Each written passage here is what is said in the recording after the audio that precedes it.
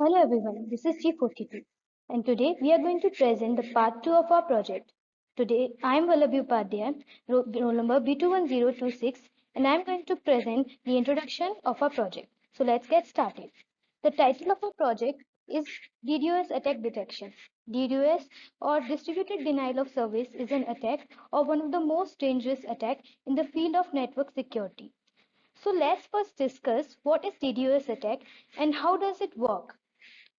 It is a malicious attempt to disrupt the normal traffic of a targeted server or a network by overwhelming the target with a flood of internet traffic.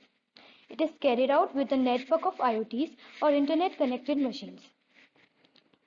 DDoS or distributed denial of service is a subcategory of a more general denial of service or DOS attack. In a DOS attack, the attacker uses a single internet connection to barrage a target with fake requests or to try and exploit a cybersecurity vulnerability. DDoS is a larger scale. It utilizes thousands, even millions of connected devices to fulfill its goal. The sheer volume of the device used makes a DDoS much harder to fight.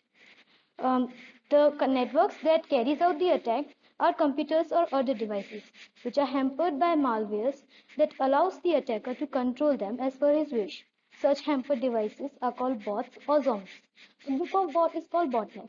So when the victim is targeted by each botnet send requests to target IPs causing overwhelming of network. Now, how do we identify these DDoS attacks? So first, we identify those users who share single behavioral profiles such as device type, geolocation, or web browser versions. We can also identify unexplained search in requests to a single page or endpoint. We can identify old traffic patterns such as spikes at the odd hours of the day and so on, like spikes in every 10 minutes. There are other signs of DDoS also that can depend on the type of the attack. So we can identify them using these types also. Hello everyone, my name is Deepika and my roll number is B21288. Here I am explaining about the dataset we have used in the project DDoS. So the dataset we have used here is SDN dataset. This dataset contains 23 attributes, out of which one of the attributes is labels. The value of label attribute are 0 and 1, where 0 corresponds to ban-in request and 1 corresponds to malicious request. The algorithm we have used here to create our model to detect DDoS attacks are random forest, KNN, and logistic regression. And we have compared the accuracies of all of the three models using accuracy score and F1 score. Now in this slide, we have a snippet of the code in which we have imported all the necessary libraries which will be used in creating our model. For the algorithm of KNN, we have imported K-neighbors classifier library from sklearn.neighbors. For algorithm logistic regression, the library logistic regression is imported from module sklearn.nsample. For algorithm random forest library, random forest classifier is imported from sklearn.nsample. Now, for calculating accuracy, we will import accuracy score library and F1 score library from sklearn matrices module. A report of all the accuracies for a model can be obtained by using classification report library from sklearn matrix module. We will also need to split our data into test data and train data as to create a model. So we need to import train test split library from sklearn.model selection. Another library standard scalar forms sklearn.preprocessing is used, which is very important for standardizing our data at the initial step of data processing in order to get a precise model. Now, here we see a pie chart which is denoting the percentage of benign and malicious requests. And as already discussed, the label value corresponding to 0 denotes benign request, while the label value corresponding to 1 denotes malicious request. As we can see in the pie chart, our data contains 60.9 benign data and 39.1% of malicious data. Now, in this slide, we have seen a histogram for the duration of request is plotted, from which we can conclude that there were a lot of requests for a very short period of time. In this, we have also analyzed our data and found that Two of the attributes have some null values in them. This information is very important for the processing set as null values will hidden in our model creation. Thank you. Hello, my name is Shambhu Vidhar. My roll number is B21022 and I will be taking it up from here. After importing all the libraries and plotting the pie chart, we will calculate the number of missing values in the data using .isNA.sum. We also plot the number of missing values in each attribute using .plot.bar. We have also plotted histogram representing duration of requests using plt.hist. After doing this, we find out the total number of requests and total number of malicious requests from our data set so as to get the general idea of these parameters of DDoS attack. We first find the number of requests from each IP using .src values.counts and then plot it using plt.barh. Using the same function, we also calculate the values of malicious requests from each IP and then plot the graph. We then merge both the graphs using plt.legend. We can infer that 10.0.0.10 IP is sending highest number of malicious requests. Then we perform the same comparison between malicious requests coming from each protocols and plot the graph. We can see that UDP protocol is the protocol which has the highest number of malicious requests. Next, we start data preprocessing and splitting. Coming to why we need data preprocessing. It is essential to preprocess data before its actual use. It refers to the concept of changing the raw data into a clean data set. The dataset is pre-processed in order to check missing values, noisy data, and other inconsistencies before executing it to the algorithm.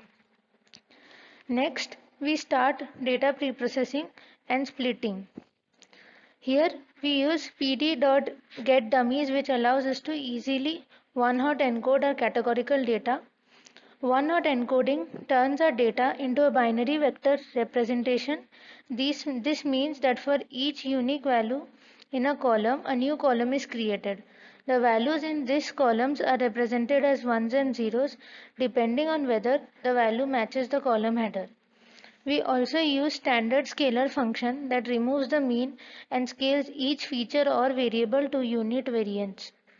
Finally, we split our data into 70% training and 30% testing data, over which we test and train various machine learning models like KNN, random forest, PCA, etc., and check which model yields maximum accuracy. Thank you. Hello everyone, I am Anubhav Singh and my roll number is B21087. The first algorithm we have used is logistic regression. This algorithm uses the numerical attributes to classify a data sample. This algorithm is used for binary classification and our problem is to classify data samples either as benign or malicious, which is a binary classification problem. The logistic regression uses the probability for classification. The log of odds function is modeled as a linear function whose parameters are predicted using linear regression. And the probability of a sample belonging to a particular class is the sigmoidal function value of the linear model predicted using linear regression. Now we will have a look at code implementation. Solvers are the various ways to do the mathematical calculations involved in the logistic regression. ACCL is the list to store accuracy score for each solver. F1L is the list to store F1 score for each solver. Then we initialize logistic regression model in the loop and fit the data. Then we have stored predictions from the model in predLR variable. Similarly, we store accuracy score in ACCLR variable. Then we find the best solver, which is producing the prediction with highest accuracy. We will use logistic regression with the best solver found above. These are the results we obtained. Accuracy score for each solver is as follows. As we observed that the maximum accuracy score is for linear. The classification report has been shown here. Next algorithm we used is k nearest neighbor classifier. We use this algorithm. This is an iterative algorithm which iteratively calculate the Euclidean distance for each data sample and classify based on the majority class of k nearest neighbors. Now let's look at the code implementation. First, we have created a list of values of k, ACCL to store accuracy score for each value of k, and similarly F1L to store F1 score. In the loop, we have initialized the k neighbor classifier function and fitted the train data. The stored predictions from the model in a list, and similarly F1 score. These are the results we have obtained from the KNN classifier. The maximum accuracy we got is approximately 0.9798 and the classification report for the same is shown. Hello, I am Rishika, roll number B21318, and I will be explaining the algorithm random forest and discussing whether we should reduce the dimensionality of our data. Random forest is an algorithm in which random sets of data are made which act as a training data for each set. Each set of data is used to create a model, hence individual decision trees are constructed for each sample. Each decision tree will generate an output and the final output is considered based on majority voting or averaging for classification. In the code of random forest, we use the library random forest classifier. Here the parameters n estimators determine the number of random samples in which our data will be divided. We have set its value to 500. The parameter min sample split is used to determine the minimum number of data values a random set will contain.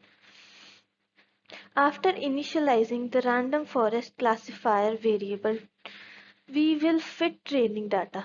The training data gives us the desired random forest classifier model, which is now used to predict the values of our test data using the predict function from random forest classifier library.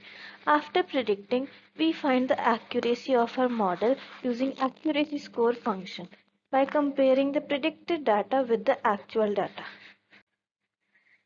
In the result, we find that the accuracy score for random forest is 1 and we have also computed the classification report. Now, moving on to working on the dimensionally reduced data. We reduce the dimensionality of our data using principal component analysis or PCA. The function of PCA is to reduce dimension of our data in the number of components n, which is given by the user. For finding PCA, the first step is to find the eigenvalues and eigenvectors from the covariance matrix of the data. Now we pick the highest n eigenvalues and eigenvectors which are orthogonal in direction to each other, and we project our data along these eigenvalues. This projected data is our new data with the reduced dimensions. Now in the code for PCA, first we define a list for the number of components to get appropriate reduced dimension. We use PCA library from sklearn.decomposition module. Now we fit our data and transform it, which creates a data model with a reduced dimension I. Now this dimensionally reduced data is split into test data and train data, and we further apply logistic regression on this data just like we used previously. We again find the accuracy of the model obtained. In the output, we see that the model generated from dimensionally reduced data has an accuracy of 0.726 for dimension 5, which is very low compared to the data whose dimensionality is not reduced. Hence, classification without data reduction is better. In conclusion, we find the algorithm which creates the best model. Comparing the accuracies of each algorithm, we see that the random forest algorithm has the maximum accuracy and hence is the best algorithm to create our model. Thank you.